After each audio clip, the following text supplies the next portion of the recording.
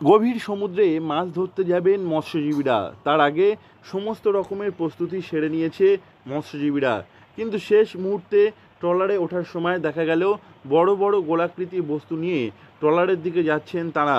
খোঁজ নিয়ে জানা গেল লোকাল হ্যান্ডমেড লাইফ বয় বানিয়েছেন মৎস্যজীবীরাই। আসলে মাছ সমুদ্রে ভেসে থাকার জন্য লাইফ বয় খুবই গুরুত্বপূর্ণ একটি বস্তু। এগুলো কি করছে এখানে, ওই যেগুলো? এগুলো ড্যাম বানানো হচ্ছে ককশিট দিয়ে, এগুলো জালে পাওয়া যায়। হ্যাঁ, জাল যাতে না নিচে বসে যায়, জলের উপরে ভাসিয়ে রাখার জন্য। ওটা কি আছে ভিতরে? ওটা ভেতরে ককশিট লাগানো আছে। ককশিট টুকরো টুকরো করে ভেঙে জালের ভেতরে ঢুকে একটা ড্যাম মতন বানিয়ে আমাদের লোক মার খেয়ে যায়, এটাকে ধরে আমরা এটাকে জীবন বেঁচে থাকতে পারবো। আর কতক্ষণ ইয়ে হবে? আপাতত আমরা যতক্ষণ আমাদের হাত পায়ে বল থাকবে, ধরে রাখার মতন ক্ষমতা থাকবে, ততক্ষণ আমরা ধরে বেঁচে থাকবো। লাইফ বয় না থাকলে তেলের পিপও ব্যবহার করা হয়। এখন সমস্ত ট্রলারে বাধ্যতামূলকভাবে রাখা হয় এই লাইফ বয়া। তারপরও সুরক্ষার জন্য হ্যান্ডমেড লাইফ বয়া তৈরি করছেন মৎস্যজীবীরা।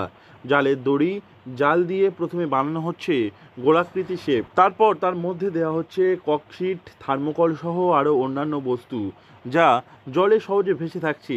এটি জাল ভাসানোর কাজে লাগছে। বিপদে পড়লে এই হ্যান্ডমেড জিনিস কাজে দেবে মৎস্যজীবীদের। এভাবে স্থানীয়ভাবে এই জিনিস তৈরি করতে খরচ পড়ছে খুব কম। ঠিক আছে, কারো বাড়ি ফ্রিজ আছে, ঠিক আছে, কারো ওই আমাদের তোলার দেখা এখনো দিচ্ছে স্টোরের ভিতরে, সেগুলো বাদ দিলে আমরা কিনে ফিনে নেই, আমরা এগুলো তৈরি করি। এগুলো কেন তৈরি করে কেন আমাদের ব্যারেল নুনু খুব আদি দাম হয়ে যাচ্ছে। একটা ব্যারেল ছিল তখন কত 500 টাকা একটা পিস, এখন 1000 টাকা পিস। আগে ব্যারেল দেওয়া হতো মূলত, আগে 200 টাকা ব্যারেল দেওয়া ছিল, 200 টাকা ব্যারেল হতো, থেকে যায় বলে এই জন্য এইগুলো আমরা করছি।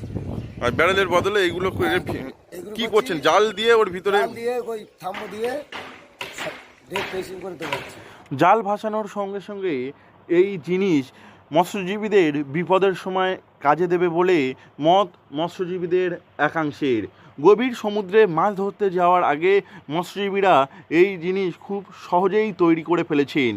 জাল, দড়ি এবং অন্যান্য ভাসমান বস্তু দিয়ে এই জিনিস তৈরি করেছেন তারা।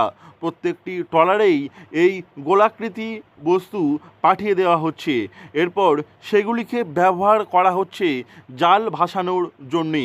সেই সঙ্গে মৎস্যজীবীরা বিপদে পড়লেও এই বস্তু কাজে দেবে বলে মত তাদের। দক্ষিণ 24 পরগনা থেকে নবাব মল্লিকের রিপোর্ট, লোকাল 18 বাংলা।